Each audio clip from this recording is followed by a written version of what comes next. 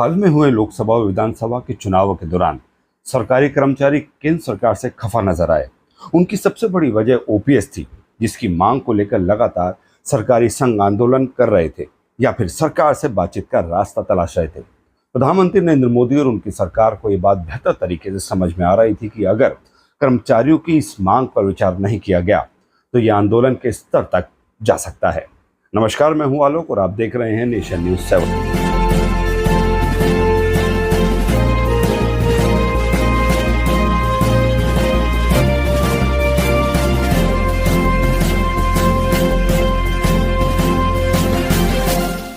OPS की जगह NPS जब 1 जनवरी 2004 में लागू की गई तो विरोध के स्वर इसको लेकर तभी से उठने लगे थे।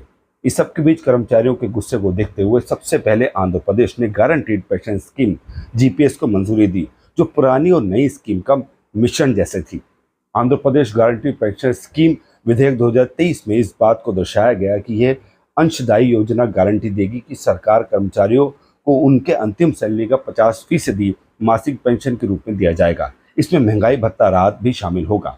इसके बाद कई राज्यों में सरकारें इसी को आधार बनाकर एक नई व्यवस्था के तहत कर्मचारियों को जोड़ने की कवायद में लग गई थी।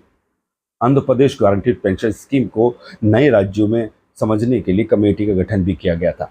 ऐसे में अब जब सरकार नई व्यवस्था के तहत ओपीएस के कार्ड के तौर पर यूपीएस यानी यूनिफाइड पेंशन स्कीम लेकर आई तो इसमें आंध्र प्रदेश की गारंटीड पेंशन स्कीम को भी ध्यान में रखा गया और इसकी भी स्टडी की गई। ऐसे में स्कीम पुराने एनपीएस और ओपीएस से कई मायनों में अलग हो गई। एनपीएस को लेकर विरोध का सामना कर रहे नरेंद्र मोदी 2.0 सरकार के समय ही वित्त मंत्री निर्मला सीतारमण ने संकेत दे दिया था कि सरकार एनपीएस में सुधार करने को तैयार है और इस पर विचार किया जा रहा है ताकि सरकारी कर्मचारी को एक फिक्स पेंशन की व्यवस्था हो सके। इसके बाद मोदी 3.0 सरकार के गठन के चंद महीने बाद ही कर्मचारियों को यूपीएस का तोहफा दिया गया। ये यूपीएस की नई व्यवस्था के अंतर्गत कर्मचारियों को family pension, minimum pension, gratuity और महंगाई भत्ता जैसे कई लाभ मिलेंगे। हालांकि ओपीएस में जहां सरकार ही पूरे पेंशन में योगदान देती थी, यानी पूरा वित्तीय बोझ सरकार पर पड़ता था, वहीं एनपीएस में सरकार और कर्मचारी दोनों अंशदान कर रहे थे। लेकिन इस नई यूपीएस व्यवस्था में सरकारी कर्मचारी अपने वेतन का 10% हिस्सा योगदान के रूप में देंगे और सरकार जो पहले 14% अंशदान करती थी उसको बढ़ाकर 18.5% कर दिया गया है। यानी सरकार पर ओपीएस में जो अतिरिक्त वित्तीय बोझ पड़ रहा था ये थोड़ा कम रहेगा। अब समझिए जरा सरकार को ओपीएस, एनपीएस और यूपीएस में क्या करना पड़ रहा था। सरकार को ओपीएस में कर्मचारी और सरकार दोनों तरफ से योगदान को खुद भरना पड़ रहा था और कर्मचारियों को अंतिम वेतन का 50% पेंशन के रूप में गारंटी के साथ मिल रहा था, जो टैक्स फ्री था। वहीं एनपीएस में सरकार कर्मचारी अपने मूल वेतन और डीए का 10% हिस्सा योगदान के रूप में दे रहे थे। साथ ही सरकार मूल वेतन और डीए का 14% हिस्सा योगदान के रूप में दे रही थी और सेवानिवृत्त के दौरान कर्मचारी को 60% रकम का फ्री विड्रॉल दिया गया था। वहीं 40% रकम को बाजार में निवेश किया गया जाता था, जिससे बाजार की स्थिति पर निर्भर करता था कि पेंशन की राशि किसी कर्मचारी के लिए कितनी होगी। वहीं यूपीएस की बात करें तो इसमें कर्मचारियों को मूल वेतन का 10% हिस्सा योगदान के रूप में देना है, जबकि सरकार के योगदान कर्मचारी को मूल वेतन का 18.5% और 25 साल के कार्यकाल के बाद कर्मचारी को अंतिम साल के मूल वेतन का औसतन 50% और न्यूनतम 10,000 रुपये पेंशन मिलने का प्रावधान किया गया है। हालांकि एनपीएस और यूपीएस में टैक्स का प्रावधान किया गया है। यूपीएस 1 अप्रैल 2025 से प्रभावी होगी। ऐसे में आपको बता दें कि केंद्र सरकार की तरफ से कई वित्तीय मॉडलों का अध्ययन कर 50% सुनिश्चित पेंशन की व्यवस्था की गई है।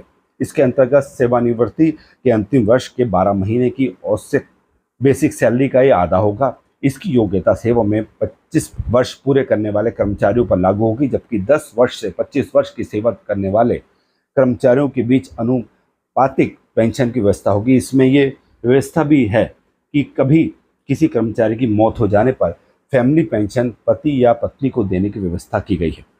यानी मौत से तुरंत पहले जो पेंशन की रकम थी उसका 60% उसके पति अथवा पत्नी को मिलेगा।